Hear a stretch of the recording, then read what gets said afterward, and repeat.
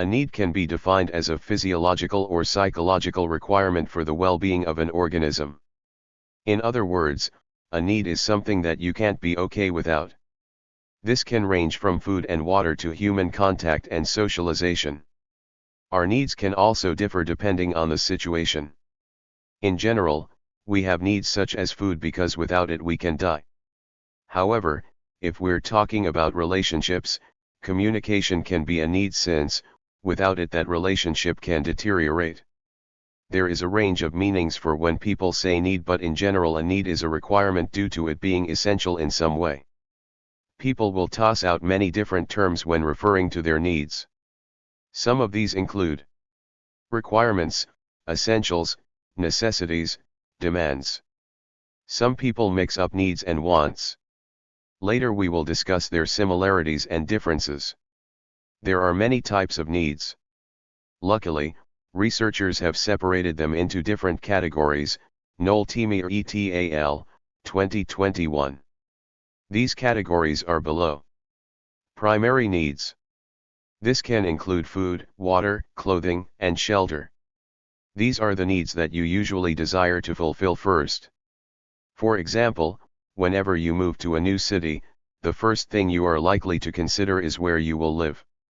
You might need something affordable as well as a location that is accessible to other amenities, like a grocery store. Secondary needs. These are needs that come after primary needs. This includes having furniture in your home or having a closet to place your clothes in. After locating a new place to live as your primary need, you may then add more qualifiers as a secondary need. Does the apartment have 1 or 2 bedrooms? Does it have a dishwasher? These are examples of secondary needs. Tertiary needs. These are the least essential needs, and may be considered wants. For instance, this includes needing sports cars, brand clothing, or expensive vacations. Going back to the new apartment example, a tertiary need might be a luxury apartment. Does it have a balcony, a private gym, or other higher-end additions? It is only human to have both needs and wants, but sometimes it can be hard to differentiate between the two. Simply put, needs are essential and wants are not. Here is a list to help better understand their differences. Needs are essential while wants are non-essential. We need food, but you might want a cheeseburger. Our needs are ultimately limited, there are a set number of things required for us to survive. However, wants are unlimited, the sky, or your imagination, is the limit. Needs are usually referring to the present, if you are thirsty you need to drink now. Wants on the other hand, typically mean the future. You want a margarita after work. If you don't get what you need, it usually results in harm. If you don't get what you want, you're most likely to be fine, albeit maybe inconvenienced. You need a place to spend the night, but you'll be okay if it isn't a 5-star hotel. Basic needs are usually static and don't change over time, i.e. needing to eat and drink, while wants can change daily, even hourly.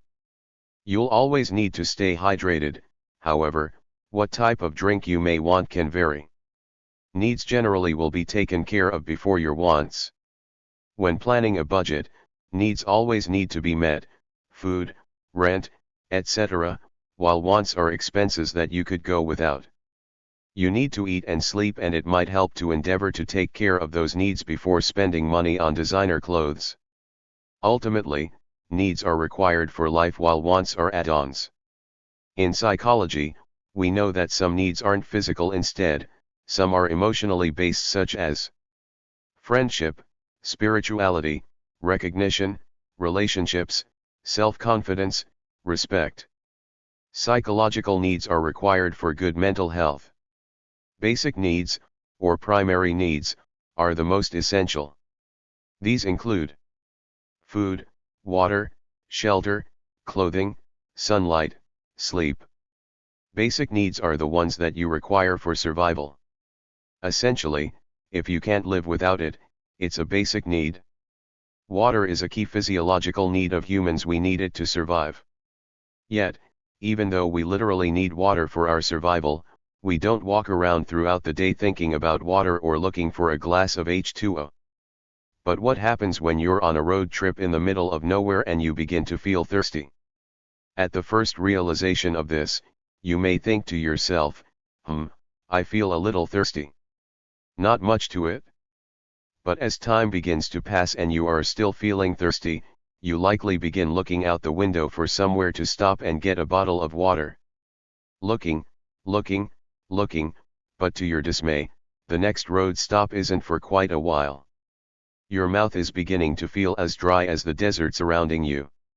Now you are really starting to get antsy, slightly irritated, and snippy at your co-pilot, even though they may have told you to pack extra drinks. Until you can get a bottle of water, the only thing you can think about is how uncomfortably dry your mouth is and that you need to quench your thirst before you put the pedal to the metal. Finally, an hour later, you get your drink of water, and you can physically feel your discomfort begin to disappear. The stress of being parched has been lifted off your shoulders, and you can now go back to peacefully enjoying your road trip and your time with your co-pilot. It was in 1943 when psychologist Abraham Maslow first introduced his concept of a hierarchy of needs, Maslow, 2012.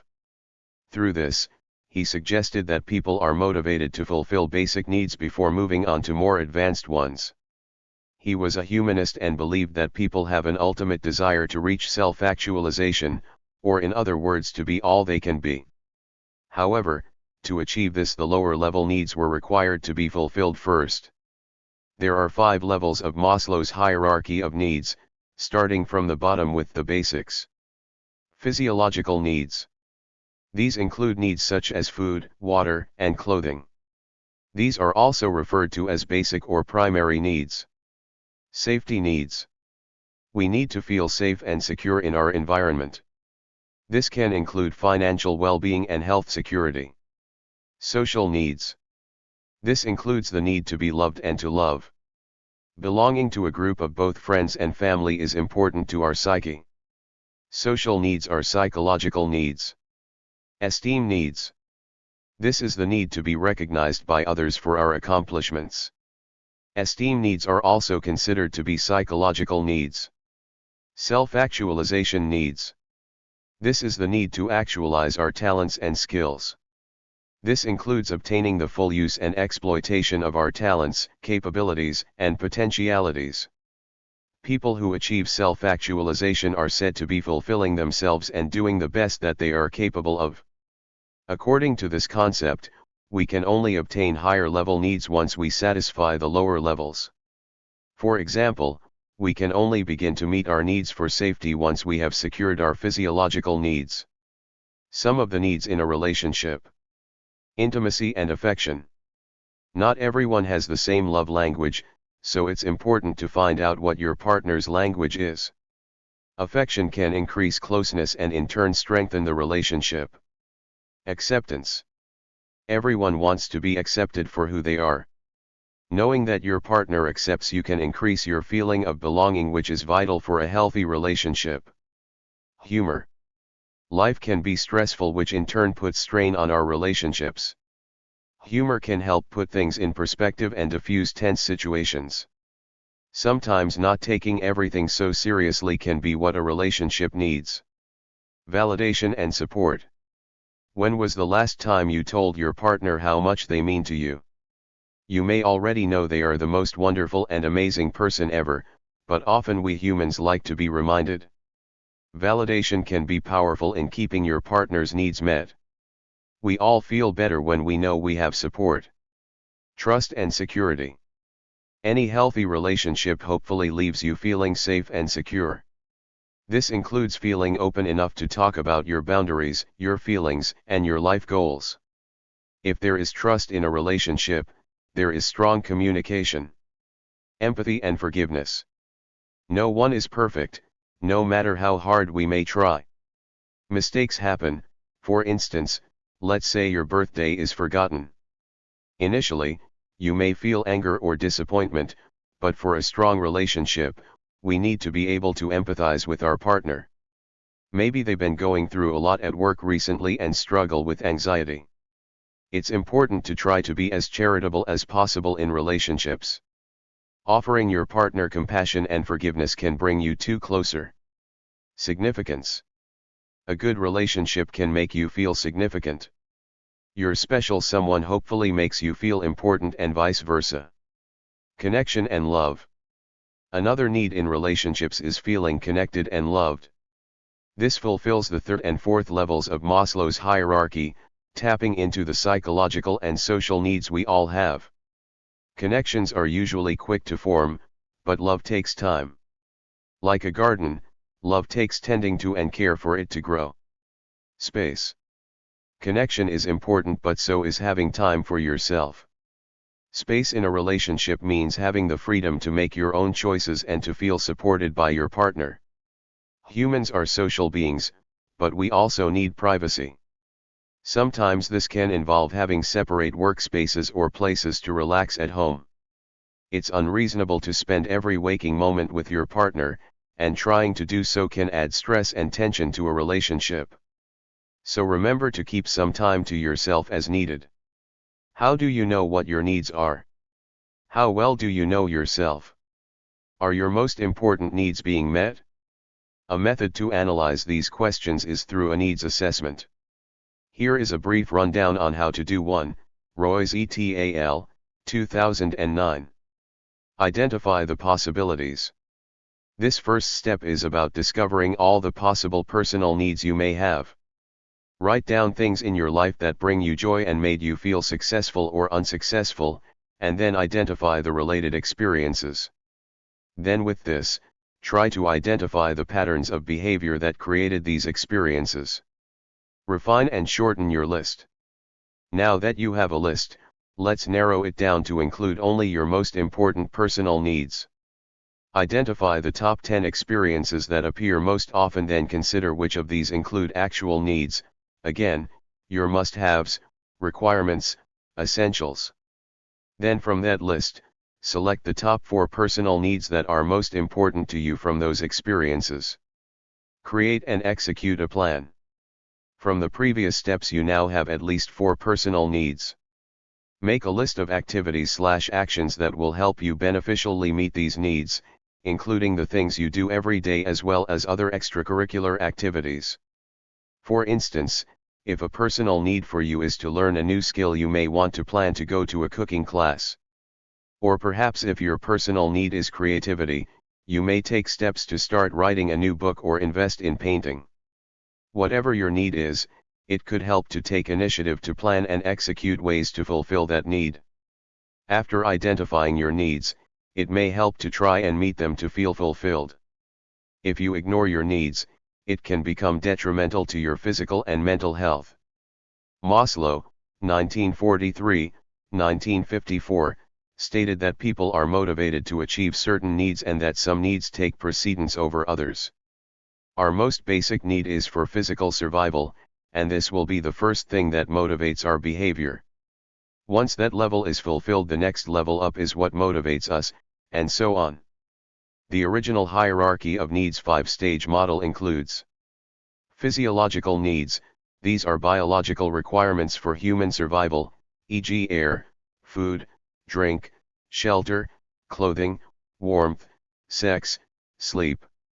If these needs are not satisfied, the human body cannot function optimally. Maslow considered physiological needs the most important, as all the other needs become secondary until these needs are met. Safety needs, protection from elements, security, order, law, stability, freedom from fear. Love and belongingness needs. After physiological and safety needs have been fulfilled, the third level of human needs is social and involves feelings of belongingness. The need for interpersonal relationships motivates behavior. Examples include friendship, intimacy, trust, and acceptance, receiving and giving affection and love. Affiliating, being part of a group, family, friends, work. Esteem needs, which Maslow classified into 2 categories, I. Esteem for oneself, dignity, achievement, mastery, independence, and 2. The desire for reputation or respect from others, example status, prestige. Maslow indicated that the need for respect or reputation is most important for children and adolescents and precedes real self-esteem or dignity. Self-actualization needs, realizing personal potential, self-fulfillment, seeking personal growth and peak experiences. A desire to become everything one is capable of becoming, Maslow, 1987, p. 64. There are certain things we all require to get by. Whether they are the bare necessities such as food and water or requirements such as love and safety, we all have needs. However, the line between what is truly a need versus something we just want can be blurry. Thank you for watching this video.